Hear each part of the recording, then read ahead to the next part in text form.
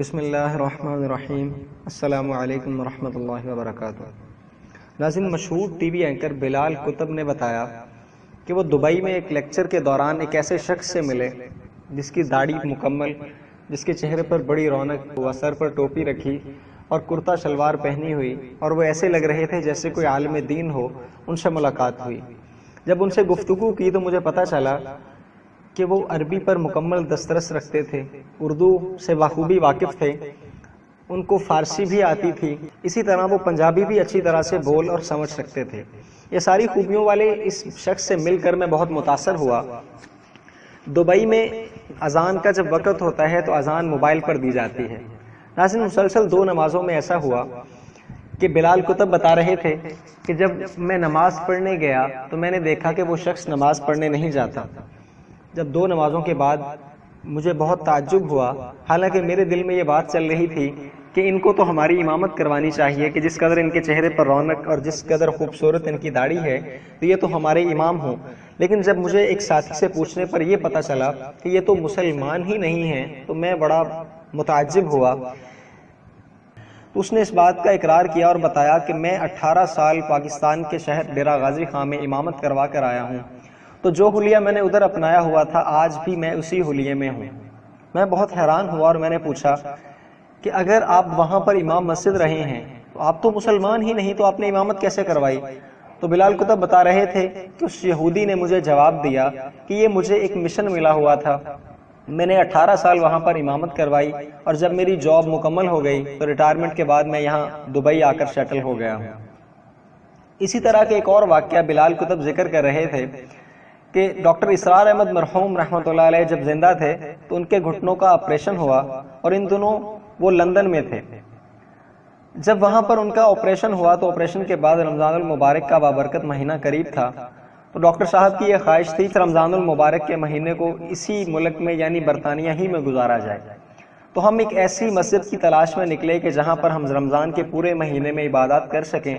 تو مسجد کی تلاش کرتے ہوئے بلال کتب بتا رہے تھے کہ ہم برمنگم میں ایک جگہ پر پہنچے جہاں سے قرآن پاک کی بہت خوبصورت آواز آ رہی تھی۔ جب ہم قریب گئے تو عراقی قرات بچوں کو سکھائی جا رہی تھی۔ جب ہم نے تحقیق کی اور پتہ چلا کہ یہ مسلمانوں کے بچے نہیں بلکہ ایک ایسا انسٹیٹیوٹ ہے جہاں پر غیر مسلموں کے بچوں کو دین اسلام کی تعلیم سکھائی جاتی ہے، تاکہ وہ اسی یہودی کی طرح جو کہ 18 سال ڈیرہ غازی خان میں امامت کروا کے گیا تھا کسی نہ کسی ملک میں جاسوس بنا کر بھیجے جائیں اور وہ اسلام اور مسلمانوں کو نقصان پہنچا سکیں۔ ناظرین، بلال کتب بتا رہے تھے کہ 18 سال میں اس یہودی نے ان بھولے بھالے مسلمانوں کو جتنا نقصان پہنچایا یا دین اسلام کو جتنا نقصان پہنچایا اس کا ازالہ 18 سالوں میں تو کیا 18 صدیوں میں بھی ممکن نہیں۔ اب معاملہ یہ ہے کہ آج کہ مسلمان اس دین سے اتنے دور ہیں، اتنے غافل ہیں اور ایسے لکیر کے فقیر ہیں کہ کوئی بھی داڑھی والا شخص آ کر سامنے ممبر پر بیٹھ کر انہیں من مرضی کا دین سکھانا شروع کر دے تو جس طرح کی بات وہ کرے یہ سبحان اللہ اور واہ واہ کے علاوہ کچھ نہیں کہتے۔ اور سب سے بڑا المیہ یہ ہے کہ پوری کی پوری بیرونی طاقتوں کا زور اس ملک پاکستان کو دبانے میں اس لیے لگا ہوا ہے کہ اس پاکستان سے پوری دنیا میں تبلیغی جماعتیں جاتی ہیں جو کہ اسلام کی تبلیغ کرتی ہیں۔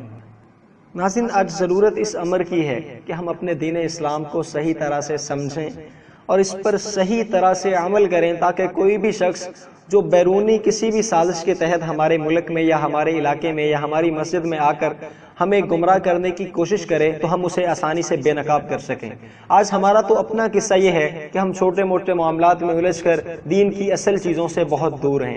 میں ہمیشہ ایک بات عرض کیا کرتا ہوں کہ دین سیکھنے کے لیے سب سے ضروری چیز یہ ہے کہ ہم قرآن پاک کو مضبوطی سے تھامیں اور قرآن کو سمجھنے کی کوشش کریں۔ ناظرین، قرآن کی 6500 سے زائد آیات میں سے 5500 سے زائد ایسی ہیں جس کو ہر میرے اور آپ کے جیسا انسان سمجھ سکتا ہے، باقی 1000 سے زائد ایسی آیات موجود ہیں جو کہ عقائد اور مسائل کے متعلق ہیں جو کہ علماء کی صحبت کے بغیر سمجھ میں نہیں آ سکتی۔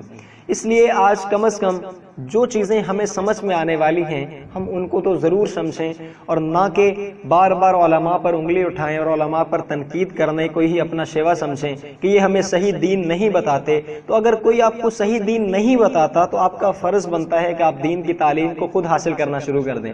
ہم دنیا کی ہر تعلیم کو مکمل وقت دیتے ہیں اور ساری زندگی دنیاوی اداروں میں گزار کر پھر جب بھی بات ہو ہم دینی لوگوں کے خلاف انگلی اٹھانا شروع کر دیتے ہیں۔ ناظرین، اگر ہم نے دین کو وقت نہیں دیا تو ہمیں یہ حق بھی بالکل حاصل نہیں کہ ہم کسی بھی دین کے شعبہ سے منسلک کسی شخص پر تنقید کریں۔